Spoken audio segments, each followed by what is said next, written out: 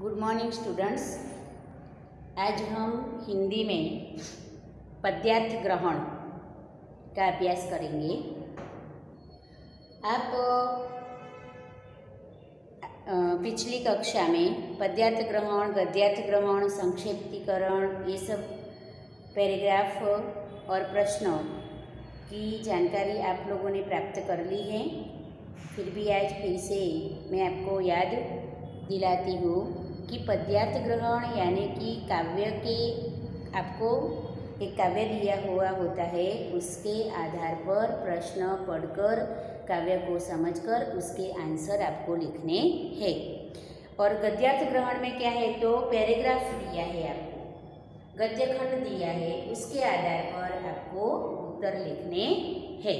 तो यहाँ पर पद्यार्थ ग्रहण के बारे में आज हम देखेंगे। सबसे पहले हम काव्य लिखेंगे कि देह मंदिर चित्त मंदिर, देह मंदिर आप सबको भी लिखना है। मंदिर, चित्त मंदिर, देह मंदिर, चित्त मंदिर एक ही है प्रार्थना, एक ही है प्रार्थना। सत्य सुंदर मांगल्य की नित्य हो आराधना, सत्य सुंदर मांगल्य की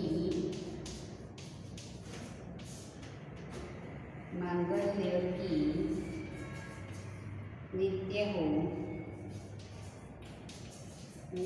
हो आराधना। देह मंदिर चित्त मंदिर एक ही है प्रार्थना, सत्य सुंदर मांगल्य की नित्य हो आराधना। दुखियारों का दुख जाए,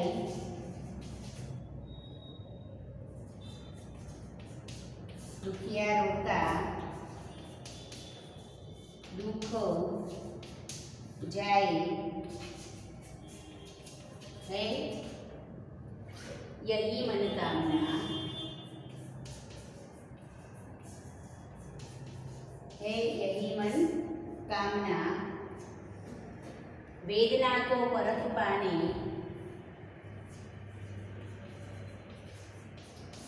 वेदना को परख पाने जगाए संवेदना, संवेदना। दुर्बलों के रक्षणार्थ,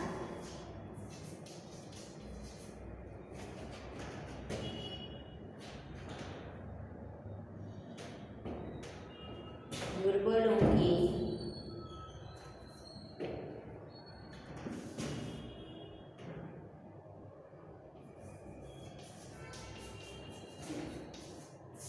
दुर्बलों के रक्षणार्थ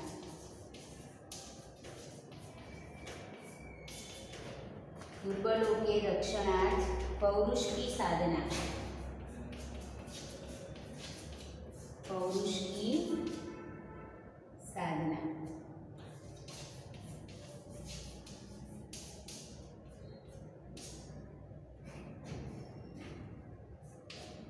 जीवन में नव तेज हो, जीवन में नव तेज हो, जीवन में नव तेज हो अंतरंग में भावना, अंतरंग में भावना। सुंदरता की आस हो, सुंदरता की आस हो,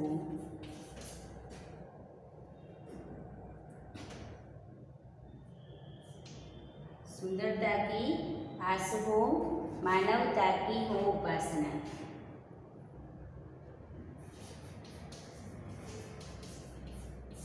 मानवता की हो उपासना। शौर्य पावे धैर्य पावे,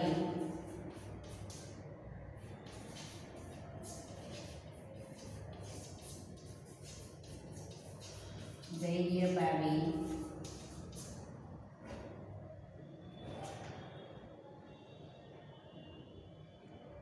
यही है अभ्यर्थना। शौर्य पावे धैर्य पावे, यही है अभ्यर्थना।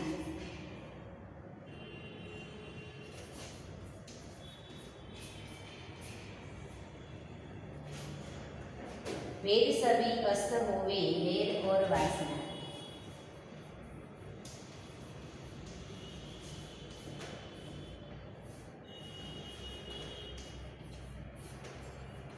अस्त होवे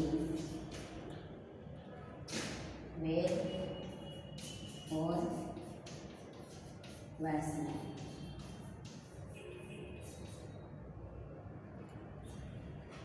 मानवों की एकता की, मानवों की एकता की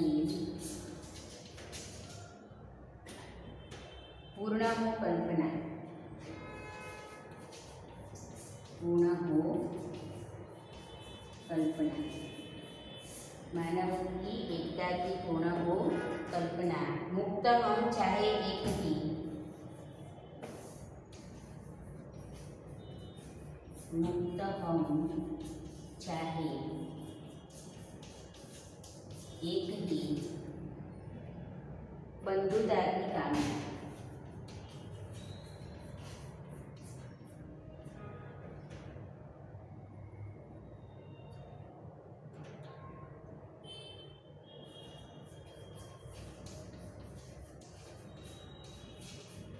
बंधुता की कामना। यहाँ पर काव्य में दिया गया है, जिससे हमें पहले अच्छी तरह क्या करना है, पद्यार्थ ग्रहण में पढ़ना है। पढ़ने के बाद आपको उत्तर में सिर्फ प्रश्न और उसके उत्तर लिखने हैं। आपको प्रश्न और उत्तर लिखने हैं। आपको काव्य अपने आंसर की में नहीं लिखने हैं। अभी तो मैं आपको पद्यार्थ ग्रहण किस तरह लिखना है यह आपको समझा रही हूँ। तो आपको अपनी नोटबुक में काव्य मेरे साथ साथ लिखना है, फिर प्रश्न भी लिखने हैं। लेकिन जब परीक्षा में इस तरह के प्रश्न पूछा जाए पद्यार्थ ग्रहण का, तो परीक्षा में आपको काव्य लिखना नहीं है। मेरी बात आप समझ रहे होंगे। यहाँ पर सबसे पहले हम काव्य क्या करेंगे, अच्छे से पढ़ लेंगे कि देह मंदिर चित्त मंदिर एक ही है प्रार्थना।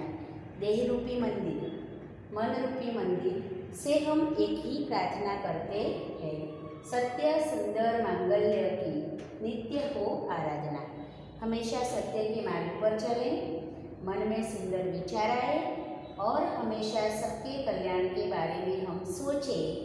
ऐसी हम सबका कल्याण हो ऐसी हम प्रार्थना करें। हमेशा नित्य प्रार्थना करें। दुखियारों का दुख जाए है यही मन कामना। दुखी लोग जो लोग दुखी है उनका दुख हमेशा हमेशा के लिए दूर हो जाए, यही हमारे मन से कामना करते हैं। वेदना को परख पाए जगाए संवेदना। सबके दुख को हम समझ पाए, वेदना को परख पाए यानी कि सबके दुख को हम समझ पाए, ऐसी संवेदना ऐसी भावना हमारे दिल में जागृत हो। सबके दिलों को हम समझ सकें, ऐसी हमारे दिल में भावना जागृत हो। दुर्बलों के रक्षणार्थ पौरुष की साधना। हमारी जो शक्ति है, पौरुष यानी कि शक्ति, हमारी जो वीरता है, हमारी जो शक्ति है, वह शक्ति किस लिए है, तो किस लिए है, तो दुर्बलों की रक्षा करने के लिए। तो हमारी जो शक्ति है वह शक्ति हम हमेशा दुर्बलों की रक्षा करने में ही लगाए। जीवन में नव तेज हो अंतरंग में भावना। जीवन में सबके जीवन में नया तेज प्रकट हो, नई चेतना प्रकट हो, ऐसा हमारा हृदय में हमेशा भाव रहे।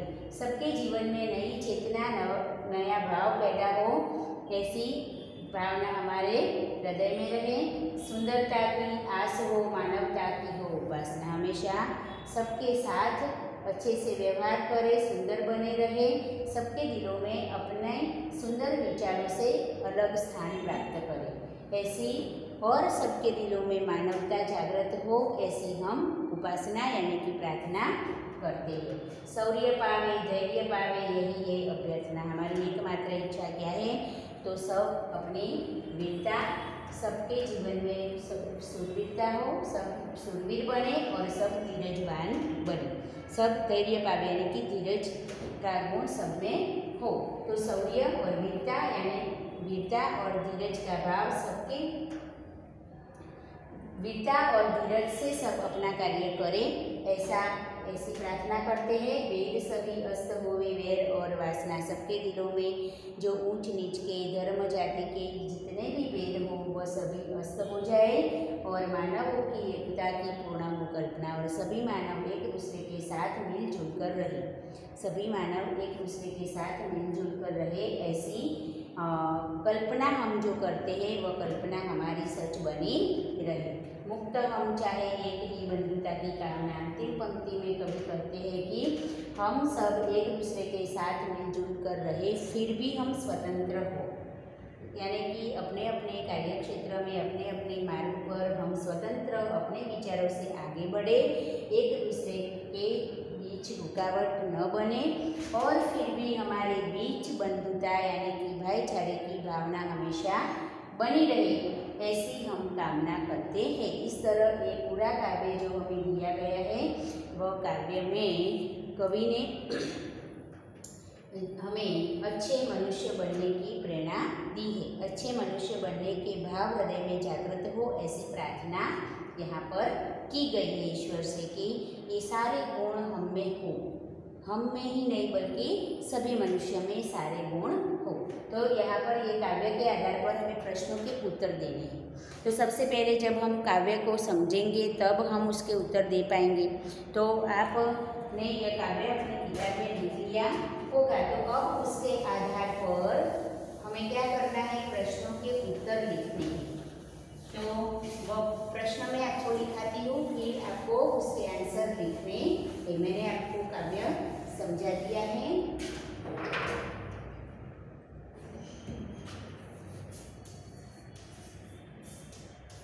प्रश्न 1, कवि नित्य कैसी आराधना चाहते हैं? कवि नित्य कैसी आराधना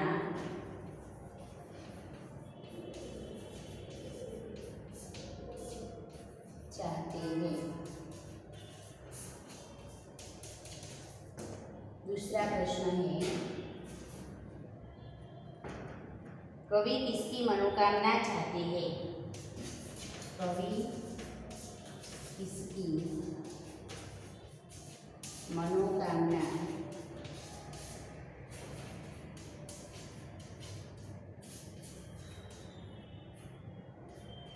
चाहते हैं? तीसरा प्रश्न, कवि दुर्बलों के रक्षणार्थ किसकी साधना चाहते हैं?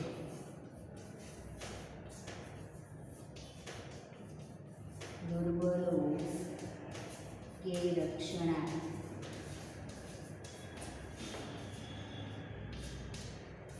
किसकी साधना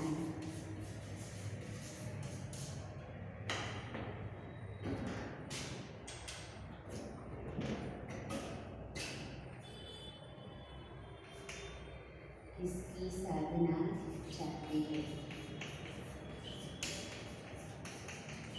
कवि दुर्बलों के रक्षणार्थ किसकी साधना चाहते हैं? कवि किसकी अभ्यर्थना करते हैं?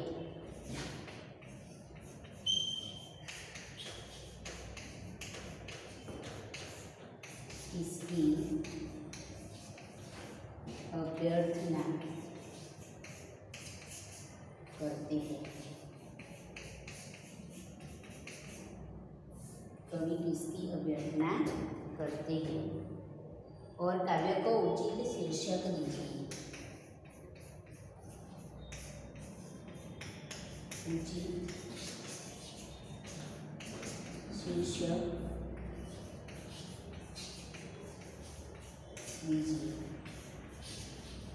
इस तरह के 5 प्रश्नों के उत्तर आपको लिखने हैं। तो अब आप काव्य को अच्छी तरह से पढ़ लिया है आपने, आप उसको अच्छे से समझ भी गए हैं। तो उसके उत्तर आपको अब किस तरह लिखने हैं? तो कवि नित्य कैसी आराधना चाहते हैं? तो कैसी आराधना चाहते हैं?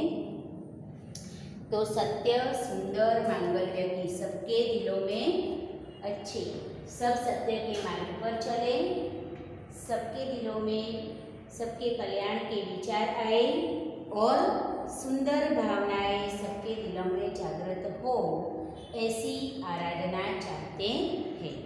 फिर दूसरा प्रश्न है, कवि किसकी मनोकामना करते हैं? तो कवि दुखी लोगों का दुख हमेशा दूर हो जाए, दुखी लोगों का दुख दूर हो जाए, ऐसी मनोकामना चाहते हैं।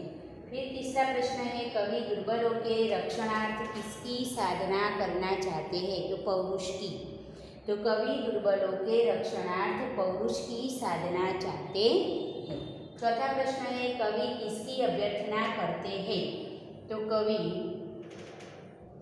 सब लोग शूरवीर बने और सबके दिलों में धीरज का भाव जागृत हो। तो सब शौर्य और धीरज से जीवन में आगे बढ़े, यही अभ्यर्थना करते हैं। फिर कवि काव्य को उचित शीर्षक दीजिए, यह प्रश्न करते। तो पूरे काव्य को हम देखते हैं तो हमें सब में प्रार्थना ही करते रहते हैं। सब में कोई ना ईश्वर से ऐसी प्रार्थना है कि हमें वो दो, ये दो, ऐसा हम बने, वैसा बने। तो सब, तो इसके आधार पर हम काव्य का शीर्षक आराधना दे सकते हैं या प्रार्थना भी दे सकते हैं। आराधना, तो आप काव्य का शीर्षक आराधना दे सकते हैं। तो काव्य का उचित शीर्षक आराधना है। तो यहाँ पर आपको अवतरण चिन्हों में उसका शीर्षक 5वें प्रश्न के उत्तर में लिखना है। इस तरह आपको पद्यार्थ ग्रहण अपनी नोटबुक में लिखना है। साथ में मैं आपको आज उसी तरह गद्यार्थ ग्रहण किस तरह लिखते हैं वो भी तो आप अच्छे से कर पाते हो, लिख सकते हो। तो गद्यार्थ ग्रहण और पद्यार्थ ग्रहण किस तरह लिखना है? तो यहाँ पर जिस तरह काव्य दिया है उसके आधार पर हमें उसका अर्थघटन करके, उसको समझ के, उसमें दिए गए प्रश्नों के उत्तर लिखने हैं। उसी गद्यार्थ ग्रहण में भी आपको जो पैराग्राफ दिया गया है वह पैराग्राफ को अच्छी तरह से आपको क्या करना है? पढ़ना है और उसमें से पूछे गए प्रश्नों के उत्तर आपको सोच विचार करके लिखना है। तो पद्यार्थ ग्रहण और गद्यार्थ ग्रहण किस तरह लिखते हैं वह आपको यह बात समझ में आ गई होगी। तो आप ये प्रश्न अपने नोटबुक में लिख लो।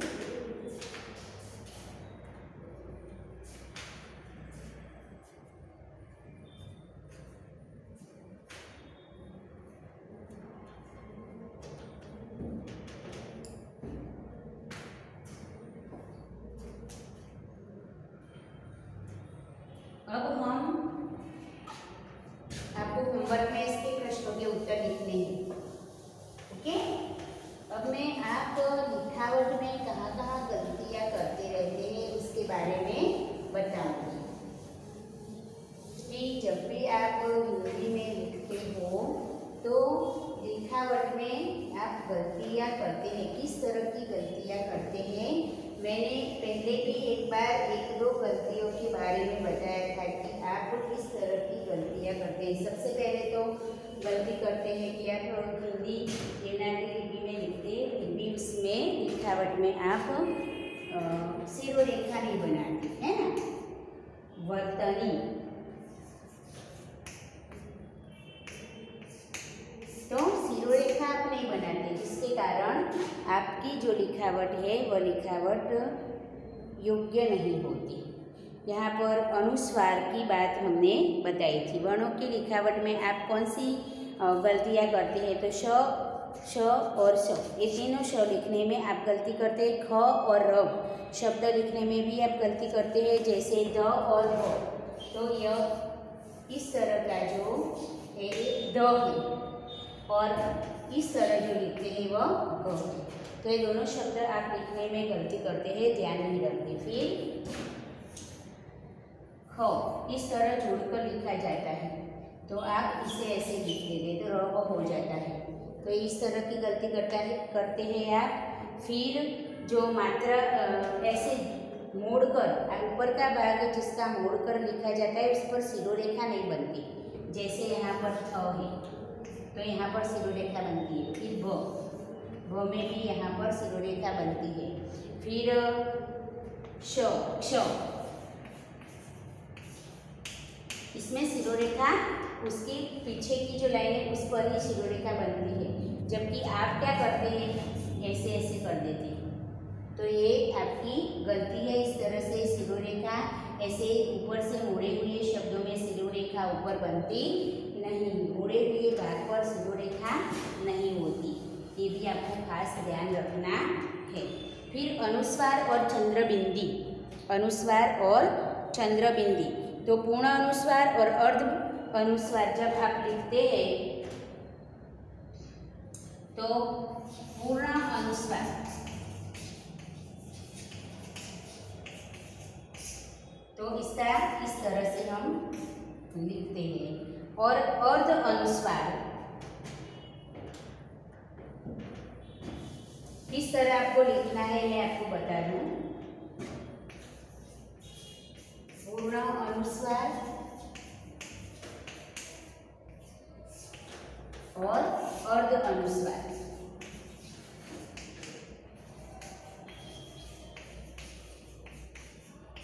अर्ध अनुस्वार उसे चंद्रबिंदु पण कहते हैं, हम कहते हैं चंद्रबिंदु।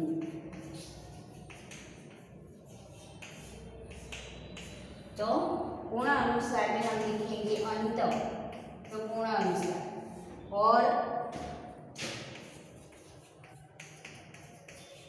आतता ऐसा शब्द लिखना है तो अर्ध अनुस्वार। फिर गंध,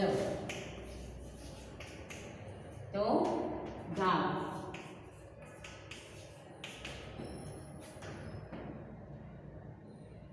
तंतु,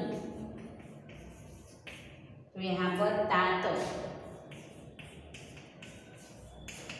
तो यहाँ पर इस तरह जो उदाहरण दिए गए हैं, तो अनुस्वार इसे हम अनुस्वार कहते हैं, पूर्ण अनुस्वार इसे अर्ध अनुस्वार यानी कि चंद्रबिंदु कहते हैं।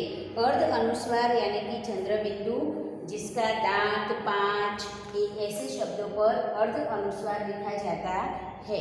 तो ये दोनों अनुस्वार करने में भी आपको ध्यान रखना है। पूर्ण अनुस्वार अंग, अंज, अण, न और म से बनता है। हमारे जो अनुनासिक व्यंजन है जिसमें पूर्ण अनुस्वार, पूर्ण अनुस्वार अंग, फिर अंज, फिर अण, न और म। हमारे जो अनुनासिक व्यंजन है अनुनासिक पंचम वर्णों की सहायता से लिखे जाते हैं। पूर्ण अनुस्वार जो होता है, यह पूर्ण अनुस्वार है, वह हमारे अनुनासिक पंचम स्वरों के सहायता से लिखे जाते हैं और प्रत्येक अपने वर्ग के अक्षरों के साथ संयुक्त वर्ण के रूप में प्रयुक्त होता है। अपने वर्ग के यानी कि क, ख, ग, घ, क, ख, ग, तो पांच का जो एक हम ग्रुप बनाते हैं वर्णों का, तो क, ख, ग, अंग यहाँ पर आएगा। फिर च, छ, ज,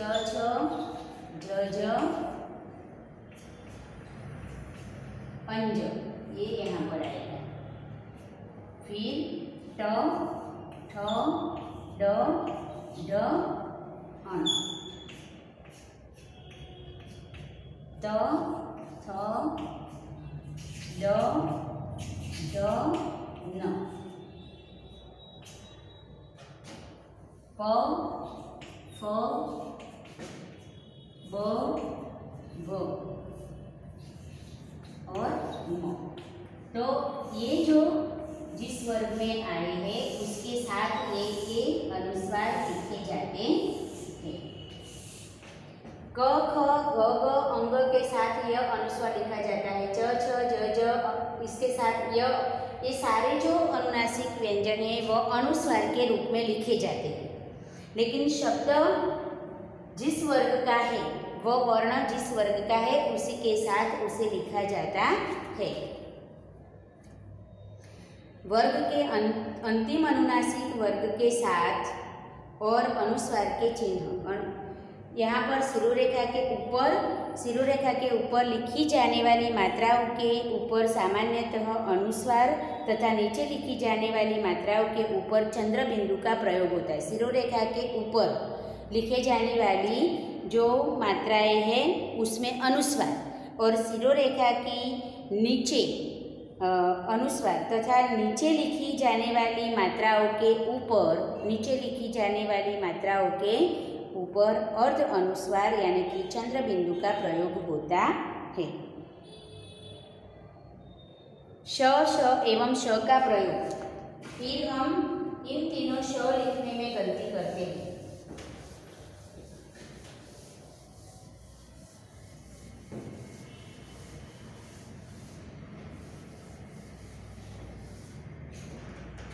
तो श और श का प्रयोग, जैसे